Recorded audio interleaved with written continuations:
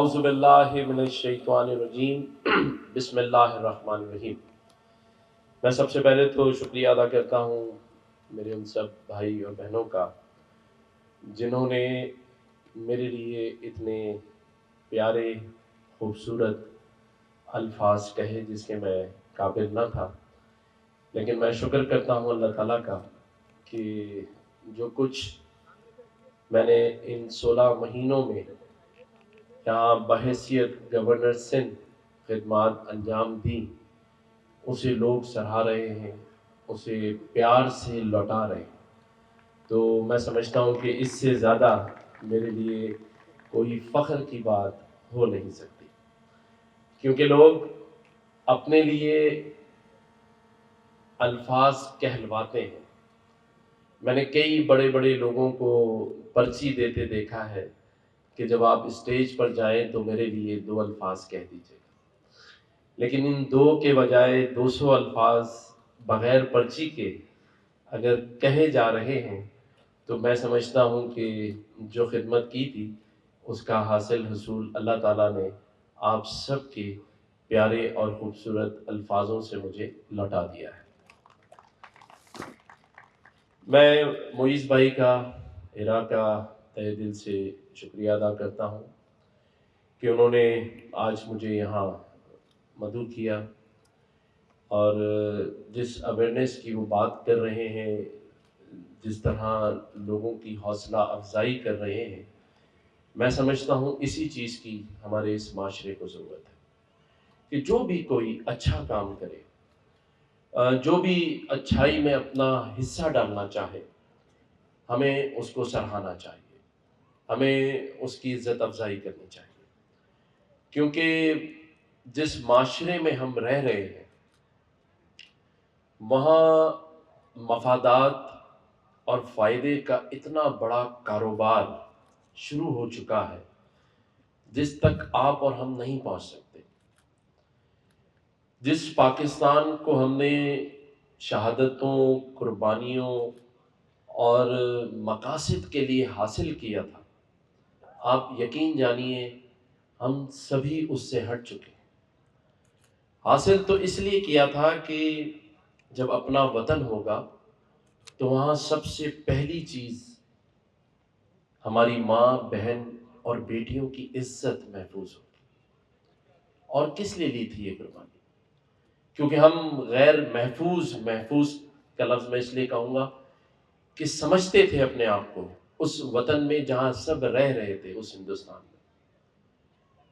تو ہمارے بڑوں نے یہ فیصلہ کیا کہ کیونکہ یہاں ہماری ماؤں، بہنوں اور بیٹیوں کی عزت نہیں ہے، اور پھر ہم نے یہ سوچا کہ اسلامی جمہوریہ پاکستان بنے گا تو وہاں اسلام بھی مزید پھیلے گا اور تمام ہی اقلیتوں کو ایک محفوظ مقام حاصل ہوگا۔ لیکن میں یقین سے کہہ سکتا ہوں کہ اس وقت کہ ہمارے بڑوں نے یہ کبھی نہیں سوچا ہوگا کہ جن کے ہاتھوں میں یہ ملک چلا جائے گا وہ زمینوں کے کاروبار اور ضمیروں کے کاروبار کا سودا کر رہے ہوں، اور بات کرنے سے بھی ڈریں گے۔ ان 16 مہینوں میں میرے یہ سارے دوست گواہ ہیں کہ میں نے پہلے دن سے اور آج تک کبھی میں ہچکچایا نہیں، نہ سسٹم کے خلاف بات کرنے میں۔ ظفر عباس بھائی بیٹھے ہیں، ہمارے جام صاحب بھی بیٹھے ہیں، حمزہ تبانی بیٹھے ہیں، اطہر اقبال بیٹھے ہیں، فضل دادا بھائی بیٹھے ہیں، سعود بھائی بیٹھے ہیں، کہ میں نے کب یہ کہا کہ مجھے ڈر لگتا ہے اس منصب پر بیٹھ کر سچ بات کرنے میں۔ میں نے تو ان 16 مہینوں میں کوشش کی کہ میں اپنی آخرت ٹھیک کر لوں، کچھ اور ٹھیک کروں یا نہ کروں، لیکن افسوس مجھے آج بھی اس بات کا ہے کہ جس سسٹم کے خلاف میں لڑ رہا تھا مجھے وہ سسٹم جیتتا ہوا نظر آ رہا ہے، کیونکہ آج پھر طاقت کا سرچشمہ وہی لوگ ہیں جو سسٹم چلا رہے تھے، اور ہم چاہتے ہوئے بھی ان سے جان نہیں چھڑا سکے۔ وہ ہر ایک چیز کو خریدنا جانتے ہیں، اور جب بکنے کے لیے سبھی تیار ہوں تو خریدار کو اس سے اچھی اور کیا چیز ملے گی، اور پیسہ بھی وہ جو آپ ہی کا ہو۔ مزے کی بات تو یہ ہے کہ خریدا بھی تو ہمارے پیسوں سے ہی ہمیں خرید لیا، اور ہم اتنے بے ضمیر ہوئے کہ اپنے ہی پیسوں کے ہاتھوں بک گئے۔ یا حسینی بھائی سمجھ رہے ہیں میری باتوں کو؟ یہ میچ فکسنگ ہے بھائی،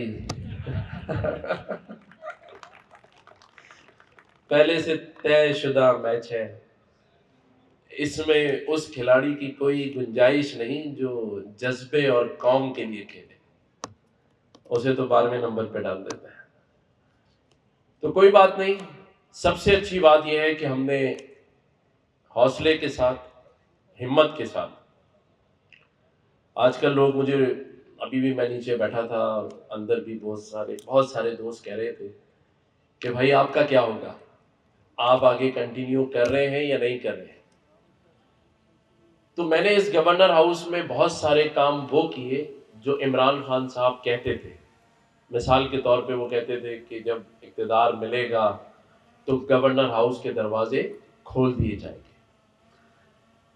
تو شاید ان کی کوئی مجبوری تھی، لیکن میں نے آ کے وہ دروازے کھول دیے، تو ان کا ایک کام تو میں نے پورا کیا۔ پھر انہوں نے کہا کہ گورنر ہاؤس میں یونیورسٹی بنے گی، تو میں نے یہاں پیچھے آپ کے عقب میں 24,000 اسکوائر فٹ پر ایک آئی ٹی کی منی یونیورسٹی بنا دی، جس میں 3 سیشن میں روزانہ 15,000 بچے پڑھتے ہیں، اور پورے ہفتے میں 50,000۔ تو دوسرا کام بھی میں نے ان کا کر دیا۔ تیسری بات وہ کہتے تھے کہ جب تک میں وزیر اعظم ہوں تو پھر بھی صحیح ہوں، ہٹ گیا تو زیادہ خطرناک ہو جاؤں گا۔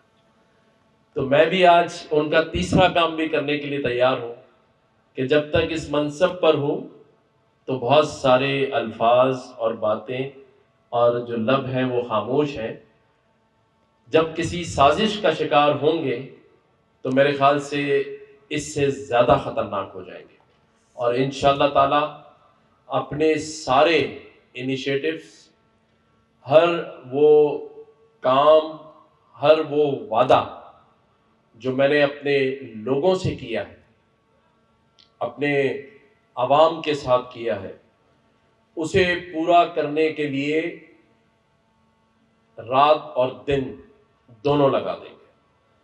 وہ اس لیے کہ سازشیں کرنے والے اپنا کام کرتے رہیں، اگر ہم نے دل سے یہ تہیہ کر لیا کہ ہم نے کچھ کرنا ہے اور جواب صرف اللہ کو دینا ہے۔ یہ جو پیچھے آئی ٹی کی ہم نے مان کی جس میں بچے پڑھ رہے ہیں، ایک سیشن 5,000 کا ہوتا ہے، اس میں 3,000 میری بہنیں بیٹیاں ہیں۔ آپ یقین کریں جب میں بات کرنے جا رہا تھا تو ایک بہن نے مجھے آواز دے کے روکا، اور اس کی آنکھوں میں آنسو تھے۔ اس نے مجھے کہا سر میں صرف آپ سے ایک بات کرنا چاہتی ہوں۔ اس نے کہا کہ مجھے 1 مہینہ ہوا ہے یہاں آتے ہوئے، اس سے پہلے میں اپنے ٹیلی فون کارڈ میں ایزی لوڈ کرانے کے لیے اپنی کزن سے پیسے ادھار مانگتی تھی۔ میں اپنی کالج جانے کے لیے اپنا جو خرچہ تھا وہ اپنے رشتہ داروں سے، کیونکہ میرے والد کی تنخواہ صرف 35,000 روپے۔ اس نے کہا میں نے 1 مہینے میں یہاں کے اتنا کام کیا ہے کہ مجھے اس مہینے $200 ملے۔ تو اس $200 پہ وہ آنکھوں میں آنسو آ کے رو رہی تھی کہ اب مجھے کسی سے ادھار نہیں مانگنا پڑے گا۔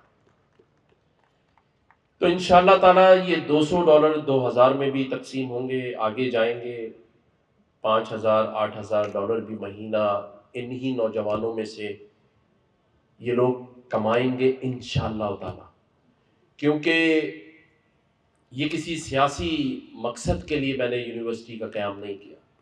اس میں 4.5 لاکھ 5 لاکھ بچوں نے ٹیسٹ دیے اور میرٹ پہ 50,000 بچوں نے کوالیفائی کیا۔ اس میں کسی کی سفارش، کسی کا کوئی کارکن نہیں بیٹھا ہوا۔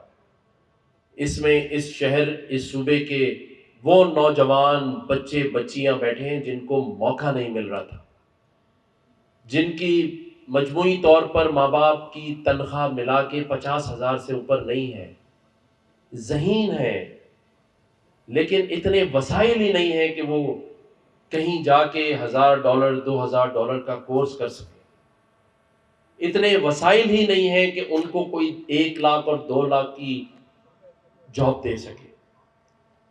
دوسرا راستہ یہ تھا کہ انہیں ہم پھر ایک دفعہ دھوکہ دے کے بیوقوف بنا دیتے، ایک سیاسی مجمع پنڈال میں لگاتے، اپنے لیے نعرے لگواتے، اور پھر اس کے بعد میں جا اور وہ جا، جو آج تک اس 76 سالوں میں ہوتا رہا ہے۔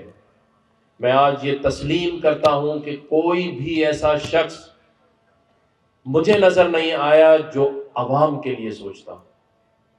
یہاں ایوانوں میں صرف حصے اور بکرے ہوتے ہیں، یہاں پر تم یہ بن جاؤ اور میں یہ بن جاؤں، تم میرے لیے جگہ چھوڑو میں تمہارے لیے جگہ چھوڑتا ہوں، تم میری کرپشن پہ پردہ ڈالو میں تمہاری کرپشن پہ پردہ ڈالوں گا۔ یہاں لوگوں کے بزنسز پر، ان کی جیبوں پہ نظر ہوتی ہے حکمرانوں کی۔ کیسے ترقی ہوگی اس ملک، کیسے بڑھے گا یہ ملک؟ شرم ہی نہیں آتی کہ $1 اور $2 بلین مانگ رہے ہیں IMF سے، وہ بھی قسطوں پر۔ پیروں پہ کھڑا ہونے کا ایک خوددار قوم، ایٹمی طاقت، اسلامی جمہوریہ پاکستان صرف نام کا ہے۔ حقیقت بتا رہا ہوں میں، کوئی بیٹھ کر یہ نہیں سوچ رہا کہ ملک کیسے ترقی کرے گا، کوئی بیٹھ کر یہ بات نہیں کر رہا کہ یہ جو فیوچر ہے پاکستان کا، یہ جو نوجوان ہے، یہ جو ہمارے اس ملک کے بزنس مین ہیں، فنکار ہیں، ہمارے صحافی ہیں، سب اپنی مدد خود ہی کر رہے ہیں، بلکہ کہیں 27 کہیں 28 کہیں 18 کہیں 9 NOCs لینے کے منتظر ہیں اپنے کاروبار کرنے کے لیے۔ ویسے تو سیکورٹی کے لیے ہمارے پاس ادارے کم ہیں، پولیس نہیں ہے، لیکن آپ یہ دیکھیں کہ اگر کوئی اپنی ایک دکان کا شٹر لگا رہا ہو یا کوئی چھت ڈال رہا ہو تو فوراً پولیس ادارے سارے پہنچ جاتے ہیں۔ جیسے کالج کے زمانے میں گرل فرینڈ کے ساتھ جس گلی میں بھی جاؤ پولیس آ جاتی، ایسا لگتا تھا سارے شہر میں پھیلی ہوئی۔ ارے سوچے نا آپ، بیچارے ہمارے جام صاحب مجھے بتاتے تھے قصہ، کہتے ہیں سائیں میں سوٹ ووٹ پہن کے جب کسی اپنی دوست، گرل فرینڈ تو نہیں کرتی، جس گلی میں جائے پولیس اچھے، کتنی ساری پولیس ہے۔ تو دیکھیں ایسے ہی لگتا ہے کہ جب آپ کوئی اپنے لیے کام کرنے جاتے ہیں تو سارے ادارے آ جاتے ہیں، نوٹسز سب کو پہنچتے ہیں، ایسا لگتا ہے لکھنے والا ہر روز بیٹھ کے آپ کے گھر کا پتہ ایڈریس اس کو یاد ہے۔ لیکن کہیں اچھا کام کرنا ہو، جہاں ظفر عباس پہنچ سکتا ہے JDC سے، وہاں ہم نہیں پہنچ رہے۔ جہاں ہمارے وہ لوگ، وہ ساتھی جو کام کرنا چاہتے ہیں، ان کی حوصلہ افزائی نہیں کی جاتی۔ لیکن میں آپ کو سچ بتا رہا ہوں اور دل سے بتا رہا ہوں کہ اب ایسا نہیں ہوگا۔ کم از کم میں اپنی ذات سے آپ کو یہ یقین دلا رہا ہوں، بحیثیت گورنر سندھ بھی، اور اگر میں گورنر سندھ نہیں بھی ہوں تو یہ جتنے انیشیٹوز چل رہے ہیں میں اسے آگے بھی چلاتا رہوں گا۔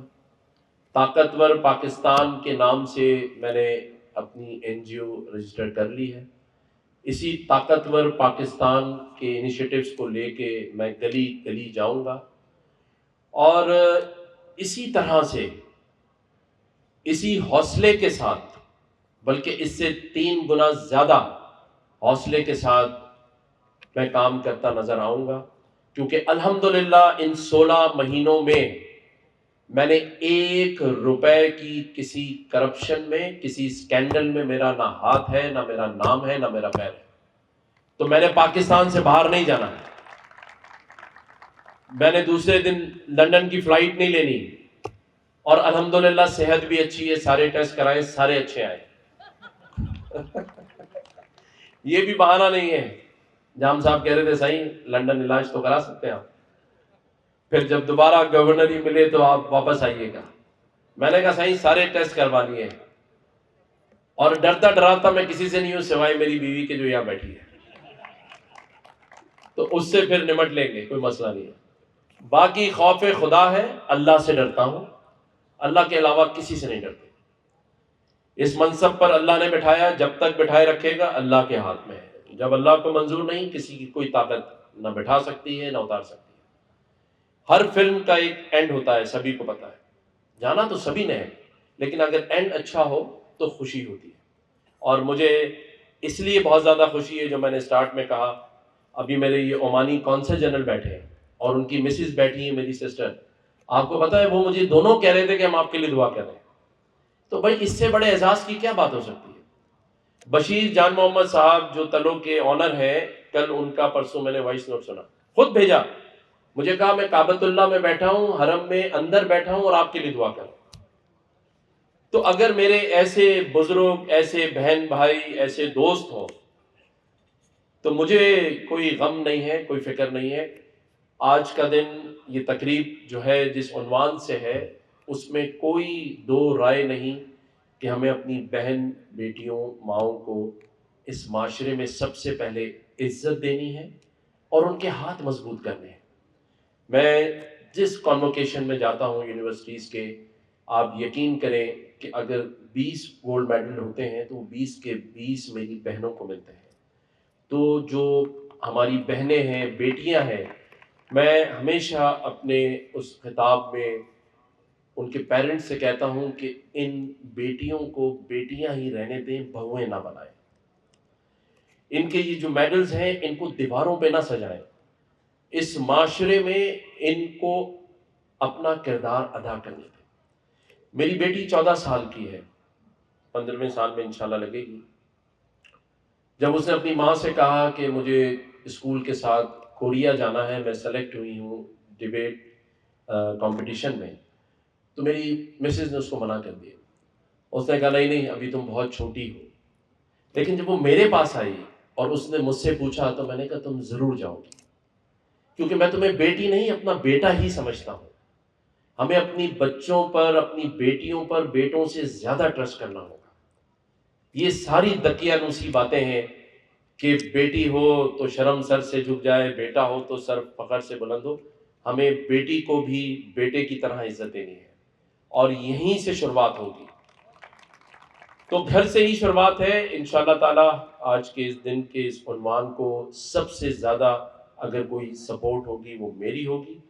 میں ہیرا کو اور اپنے اس بھائی کو یقین دلاتا ہوں کہ جو کچھ بھی مجھ سے بن پڑا میں ضرور کروں گا، اور کسی طرح بھی پیچھے نہیں ہٹوں گا، اور انہی اشعار کے ساتھ اختتام کرتا ہوں جو ہمیشہ پڑھتا ہوں۔ آپ لوگوں کو یاد ہو گئے ہوں گے، لیکن میں کیا کروں، مجھے ہمیشہ ایسا لگتا ہے کہ انہی کی ہمیں ضرورت ہے، کہ شاعر نے خوب کہا کہ جب اپنا قافلہ عزم و یقین سے نکلے گا۔ عزم و یقین کا میں لفظ کیوں زور سے کہتا ہوں کہ پہلے اپنے اندر عزم و یقین تو پیدا کریں۔ ہم تو صرف سنتے ہیں اور پھر چلے جاتے ہیں۔ دیکھیں ایک آخری بات اور کہہ دوں کہ جس نام کے لیے ساری زندگی لگا دیتے ہیں نا، جس کا بھی انتقال ہو جاتا ہے اللہ کی طرف چلا جاتا ہے، لیکن گھر کے اندر جب اس کی میت موجود ہوتی ہے تو سب سے پہلی چیز جو چھنتی ہے وہ اس کا نام ہے۔ کوئی نہیں کہتا کہ فلاں شخص کو نام کے ساتھ کہ ہمیں ایسے قبرستان لے جانا ہے۔ کوئی جنازہ کہتا ہے، کوئی میت کہتا ہے، کوئی بات کرتا ہے، تو جب وہ ابھی قبر میں دفن نہیں ہوا اور نام چلا جاتا ہے، تو اس نام سے ہمیں اتنی محبت نہیں کرنی ہے، ہمیں اس کرنسی کو جمع نہیں کرنا جو وہاں چلتی ہی نہیں ہے۔ وہاں ڈالر، روپیہ، گولڈ نہیں چلتا۔ میں یہ بھی کہتے ہیں میں کوئی شرم محسوس نہیں کرتا کہ جب میرا 12 ربیع الاول والے دن نوٹیفیکیشن ہوا، یہ ساری چیزیں میں نے بھی اس کے بعد ہی سیکھی. میں بھی بڑا دنیا دار آدمی تھا، شاید آپ سے 2 ہاتھ آگے ہی تھا، لیکن جب اللہ تعالیٰ جب جس کو چاہے توفیق دے سکتا ہے، یہ تو ہمارا ایمان ہے. تو میں سمجھتا ہوں اللہ نے مجھے اتنی توفیق ضرور دی ہے کہ میں کوشش کر رہا ہوں کہ ان ثابت قدمی کے ساتھ ان چیزوں کو اپناؤں اور آگے لے کے چلوں، اور آپ سب کے ساتھ مل کے. اسی لیے شاعر نے کہا کہ جب اپنا قافلہ عزم و یقین سے نکلے گا، ہم جہاں سے چاہیں گے رستہ وہیں سے نکلے گا.